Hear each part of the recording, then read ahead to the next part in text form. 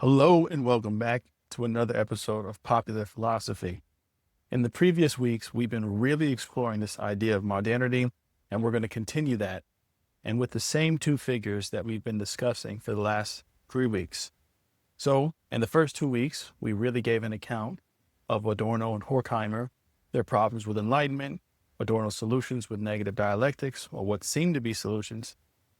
And in the last week, we discussed Martin Heidegger and his being in time, and some of the pitfalls that he found in modernity. This week, we'll try to compare the two to show you how they differ in their solutions and in their assessment of the modern issue. Nonetheless, what does it mean to be a human in a world that feels like it's collapsing around us?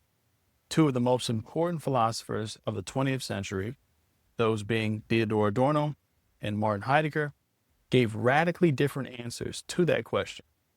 In this video, we're going to compare their views, see where they clash, and why Adorno thought Heidegger's philosophy was not just wrong, but dangerous.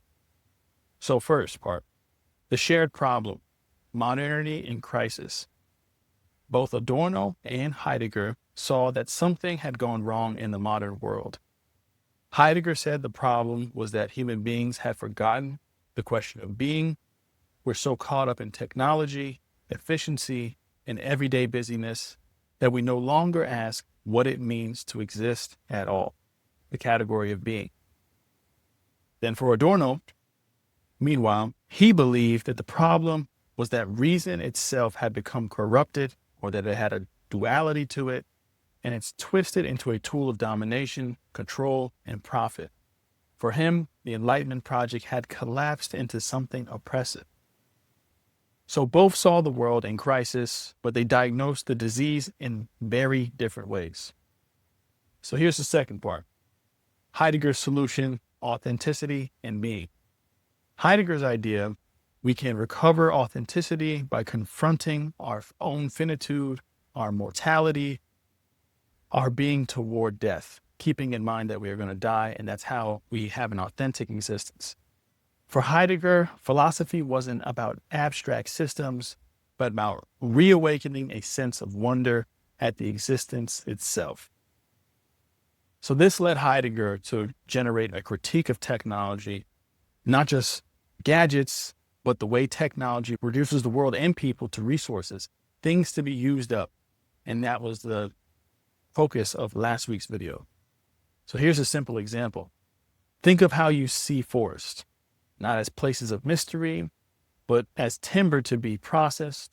And that's what Heidegger means. So now we move on to part 3, which is Adorno's critique of Heidegger. So Adorno was deeply critical of Heidegger. In Jargon of Authenticity, one of Adorno's works, as well as in Negative Dialectics, he dedicates the first part of Negative Dialectics to taking up Heidegger's phenomenology and his ontology. Adorno argued that Heidegger's talk of being and authenticity was basically ideology. And what does this mean? The notion of being itself was not given as much as Heidegger thought. It was a mediated concept and had a history behind it. To Adorno, Heidegger dressed up very abstract, mystical language as though it were deep insight, but it left people powerless to change the material conditions of their life. Worse, Adorno thought Heidegger's philosophy flirted with authoritarianism. By rejecting reason and embracing a vague destiny of being, Heidegger left the door open for nationalism, myth, and fascism. For Adorno, philosophy has to stay critical, rational, and historical, not retreat into mystical talk about being. So why does this matter today? In conclusion, these two approaches still resonate. Heidegger speaks of a sense of technology and flattening our humanity, turning us into machines.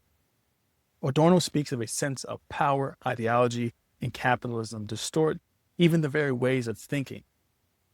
But Adorno's warning about Heidegger is crucial. When philosophy abandons critique and turns into mystical destiny talk, it can become complicit in the very disasters it claims to resist. So, Who do you think gets this right? Is Heidegger's call to rediscover being and the deeper path? Or is Adorno right to insist that without critique, philosophy becomes ideology? Drop your thoughts below in the comments